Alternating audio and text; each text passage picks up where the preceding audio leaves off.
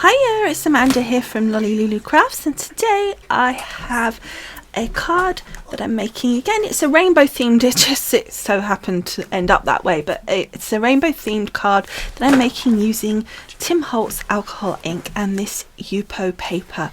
So it's going to be quite fun, I think. It's get a little bit messy. So I'm starting off with just the piece of Yupo paper, which is basically not paper at all. It's plastic, so it really works well for alcohol inks if you want to do like cool backgrounds, because it allows it to spread without warping the paper and absorbing into the paper, so you can use actual alcohol on it as well to make that move around. I didn't have any to hand. I think it might have been easier if I'd just done a little misting of the alcohol on the paper first, but it worked out fine in the end, but it just might have made it a little easier just to give like a little bit of movement to the alcohol as I was putting it down.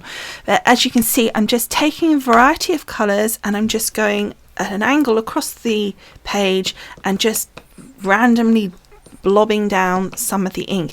It looks like tons, but you're barely touching what's in that bottle, so don't panic. And I'm basically starting with the purples, going through to turquoises, to greens, yellow, orange, red, etc, etc, so give that rainbow effect.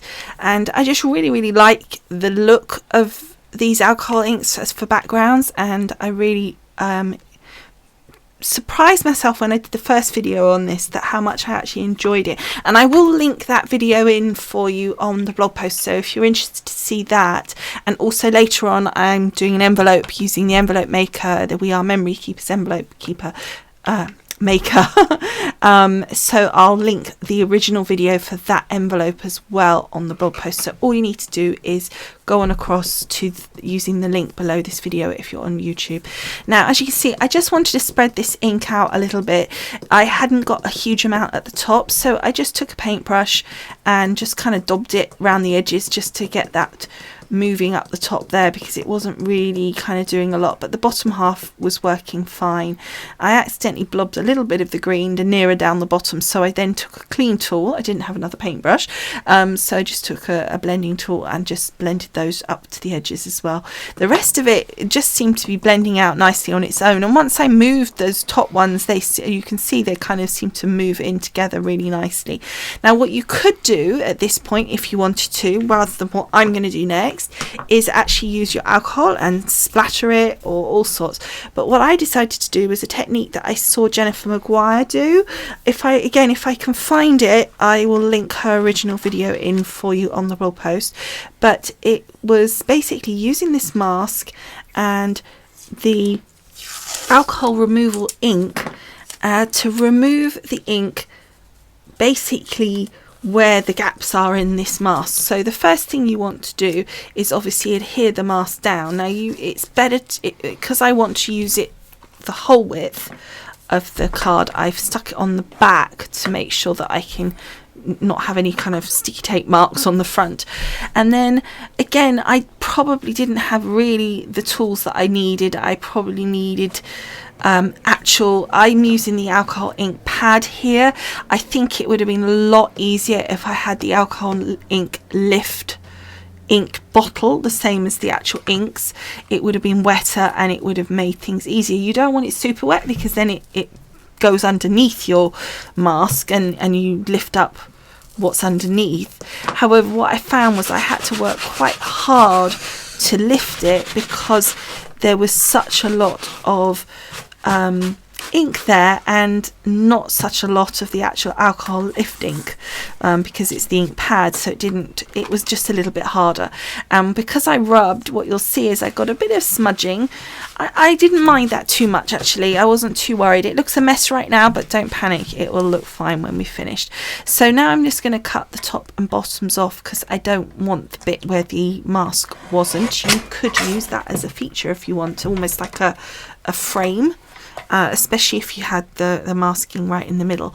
Then this is one of the techniques that I saw Jennifer do, was the alcohol lift, but also this part where she chopped it up.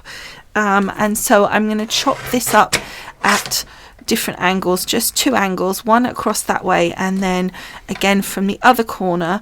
But I just want to check my die, because I'm going to put a die across that line there where there's going to be like a gap. You'll see, it'll all make sense when I sew it, but I needed to see for sure that I was cutting at the right point. So the easiest thing to do was to pop the die in position, so because then I could see where it needed to go. As it happened, it went pretty much to the point, so that was just perfect, and I could go across to the top point from the bottom there, and it worked out just fine. That was just luck, not anything more. I then stuck those two pieces to a piece of white card, but I didn't stick the bottom piece down. That's because I want to stamp a sentiment between in that gap. If I stuck that down, you still could do it, but it would be just a little bit more difficult to do. So I'm using this Creative Expressions stamp set, and because I'm actually using the die that goes with the stamp set, and so I just used my VersaFine ink and I stamped the birthday to you, and then I'm sticking down the last piece of the puzzle, inverted commas, underneath that. Now what you want to do is make sure, it was actually more fiddly than I thought to get this lined up, and so I was really glad that I used a wet glue, because you need to make sure it's lined up at the two sides, but also that the gap is even all the way across. You think that would be simple, but it actually was more difficult than I expected. I then just cut around the other two sides, because obviously the first two I'd already positioned by sticking it down so it had a white border. So then I just cut the other two sides to create a white border on all four sides. So then we've got the birthday to you. So I die cut my happy in the white card, and I just popped that down again, just using some wet adhesive. So next I made my card itself, and I just used some black cardstock. I cut it to size. For this particular card front, I was able to just use a normal card method of just cutting it to size and folding it in half, and again I just used regular black card. However, when I saw the black, I didn't stick my front down, because when I saw the black with that, I liked it, and I liked the fact that there was the black sentiment, but I didn't like the happy being in white. It kind of just seemed to disappear, and that ought to be the main thing. So I then die cut happy again in black and stuck it down. Now that was good for two reasons. One, I think it looked better in the black, but two, it gave that extra depth. And you know, if you've seen me before with the sentiments, I often do a couple of layers of the words and stick them together to create almost like a chipboard effect.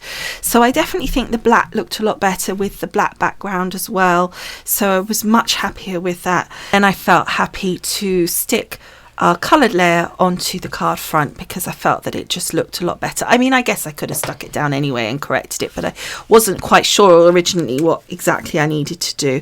And as you can see, I'm just sticking that down using, again, some wet adhesive. I think I used a mixture of Hunky Dory construction glue and my Creative Expressions wet glue. I then used a piece of white cardstock and that stamp set and stamped in the black VersaFine the word celebrate. I just thought that looked really nice. It kind of matched in really well, and I just then felt that I really still wanted to do something more on the front. Now you don't need to do this, it's quite time consuming but not difficult. I basically took my stickles and I filled in all the area where we lifted up, so it's not covering anything insofar as, because it's a clear stickles, it's not distorting the colour, but it's just giving some accent to those clear areas or lifted areas, and I just think it looked really nice. And you just need to be careful around where you stuck the word down, but you find afterwards, especially if like me I had a few smudgy areas, it just distorts those smudgy areas and hides them a bit, so it just corrects any mistakes as well that you might want to hide a little bit. Because although I didn't think it looked terrible, I felt like it just needed something, and glitter's great for faking the eye into thinking that perhaps a smudgy bit is actually just a bit of glitter glistening. It's really quite clever like that. However, once I then had done that, I felt that the black word again had kind of got a bit lost, so I took my Nuvo drops in the black, and again, maybe this is something you probably want to do before you had stuck the word down, because if you make a mistake then it's potentially disastrous at this point. Although I did go off my word a couple of times, and actually because my glitter glue was still wet, I was able to kind of use a craft knife and just kind of blob the black back onto the word, but that was really luckily so, and I just think that really added something to that word. So that was the card finish, but I then obviously had an unusual shaped card. I'm making an envelope that's 5.5 by 6.5, so I wanted to get some nice fun coloured paper. This is just a sheet of 12 by 12. I have a feeling it might be American Crafts, but I've literally had this in my stash forever, and this is the We Are Memory Keepers envelope board or maker or whatever they want to call it. And I know that quite a few people mentioned that they found some of the instructions confusing on this, and I have to say I did originally, and I did make it wrong in the original video, but you didn't see that bit because I cut it out because I didn't want to confuse everybody. Yeah, right, I just didn't want you to see. No, I didn't mind. But anyway, the point is that I will do a more got a more detailed video for you that I've done previously on how this works. So again, what I'll do, as I said earlier, I will put that in the blog post for you. So if you haven't seen it and you want to know how this envelope board works, then you know exactly how that works and you can see it in much more detail. But what you can see here is that basically I'm making this envelope, and just out of this wonderful coloured card, paper card, it's sort of like thick paper really, and it just goes really, really nicely, I think, with the actual card itself. The sort of colours go really nice. And then what I did as a final touch was I added in some of the strips of paper, some of the scraps, to the top and bottom on the inside there, and it just drew that then into the card itself and really linked it together. And that is it, another rainbow based card.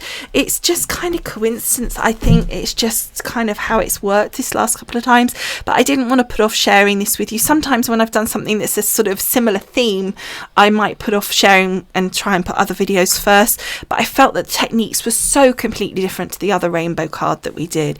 I mean, it's just a completely different look that I thought that you would still like to see it sooner rather than later. So I hope that was okay, and I hope you enjoyed. I hope you liked the finished card, and as always, do please go on across to the blog post. As I said, I'm going to put all those different things in there, but also there'll be links to all the products used. I'll put details of exactly what colours I've used for the inks, etc., with links as best as I can.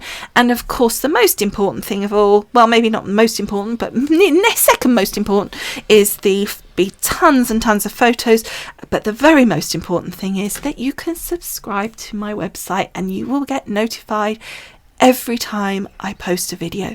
Okay, so that is it. As I say, I hope you've enjoyed, and I will see you again next time. Bye for now. Bye.